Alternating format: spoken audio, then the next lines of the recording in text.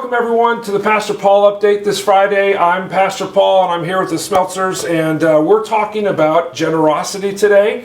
And as we continue talking about our Made for More campaign, we're just talking about our personal finances and why we give and things like that. So I hope you enjoy this, and you're gonna love what we talk about. So thanks for joining me. I appreciate it. Yeah, our pleasure. Thanks for having us. So tell us a little about your life. We've been interviewing people at different stages of life, and so tell us how long you've been married, and what goes on in your life on a daily basis. Yeah, absolutely. It's really exciting. So we've been married for 4.5 years about.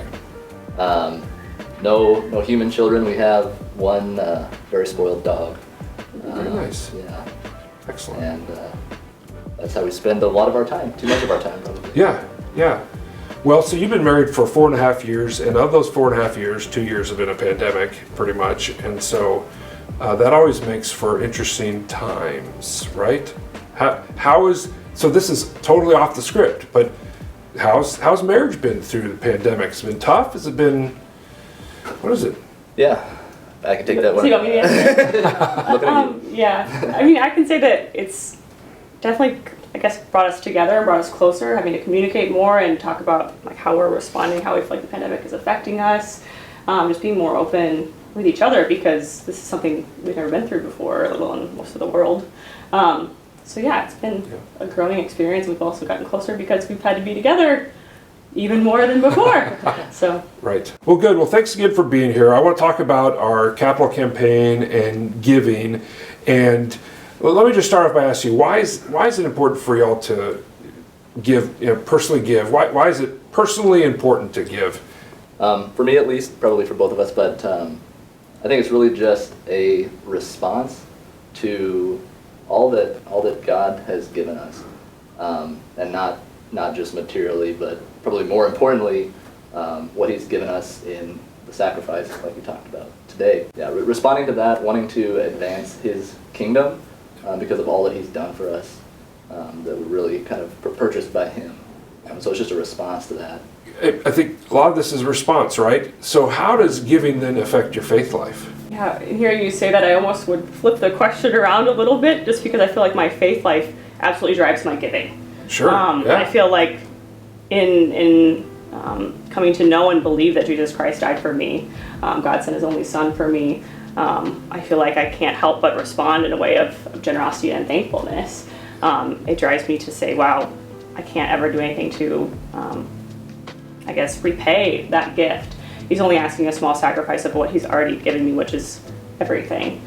So to me, it's an obedient response out of gratitude. I love it. Turn the question around. Sorry. Yeah, that's great. No, but that's right on. That's spot on. I love it. Yeah, great response. So thinking about your faith life and thinking about the church, first of all, everybody, with your prospectus that you saw, Ryan and Brittany, their faces are on there, so you're meeting famous people now. But so you're going to this capital campaign, and our church has been doing capital campaigns for a while now, and these are never easy discussions because we're asking people to step it up a little bit. What is important for you in the capital campaign? Obviously, this is the first one that we've really been a part of, and the last one was going on when we joined here. But honestly, I'm not personally too excited about the idea of just burning down debt. It's not too exciting of a topic. But what I am excited about is how that is going to enable the church to continue to be the light that it is in the community. And I think the other thing too is just seeing the whole congregation come together in this cause and really do something that's bigger than any one of us. I think that's an exciting thought. Yeah. Brittany, you have any thoughts on this one? Yeah, I feel like as a church, it's always hard to ask for more or feel like we're asking more of people, but it's also identifying a need in the church. And I feel like as a church, we need to respond. We feel like we trust our leaders that God has put into place and hear His calling and say, hey, this is what we need to rally around and contribute to.